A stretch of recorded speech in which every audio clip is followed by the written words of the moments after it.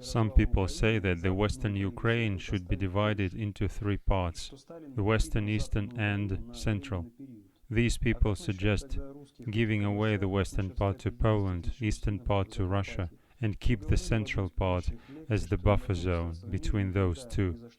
Any normal state would fight for its territory. Take Falkland Islands, for example, and the conflict between Britain and Argentina. Just look how Argentina fought for these lands against Britain. Well, as for Falkland Islands, they belonged neither to Britain nor to Argentina. They are Indian lands. But that's a different issue. As for Ukraine, we are being imposed an idea that Ukraine should be divided into three parts. This is all according to the plan to destabilize Europe. Those who want it, they want the Third World War. But this war is going to be of a different type. It is planned to be a part of a bigger war which is supposed to build new civilization in Europe, namely new pseudo-islamic Caliphate.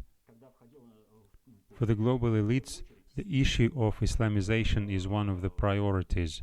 We're often told that the western parts of Ukraine are anti-Russian and pro-Western.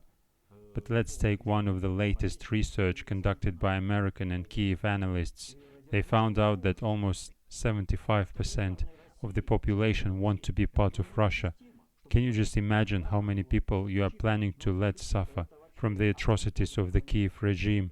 Those who want to divide Ukraine, they want to support all kinds of Nazi elements and supporters of Bandera, which is an absolute minority in Ukraine, but very active minority. When Stalin was assembling Ukraine, he was trying to restore the territories of the Russian civilization, and Ukraine is a part of it. The territory of Ukraine suffered from the Western colonization for centuries. Common people from Western Ukraine cannot say they lived happily when under Polish control. Western Ukrainians were treated like second-rate population. When Russia liberated Ukraine territories and entered Poland, the Russian soldiers dismantled lots of gallows which were supposed to be used against common Ukrainians.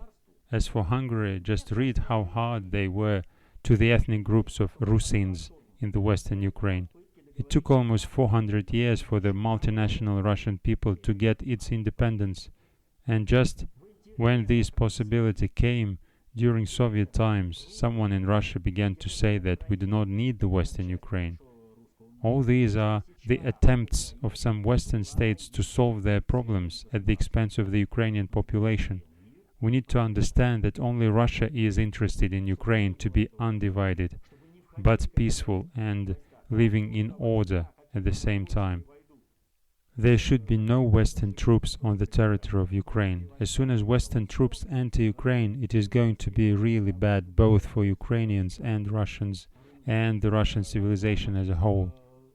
Some politicians in Russia suggest putting troops to the eastern parts of Ukraine and invite UN or NATO troops to the central part, which means American troops in the central Ukraine. As for the United States, they have never tried to do anything good to Russia, despite the fact that back in the 18th century Russia helped the US to become a state, when Russian army prevented British Navy from crossing the ocean to suppress American fight for independence. And now the United States of America, unfortunately, are not grateful and are still paying Russia back with rank ingratitude. Черной неблагодарностью, что называется, вашим же да вам же по мусалам.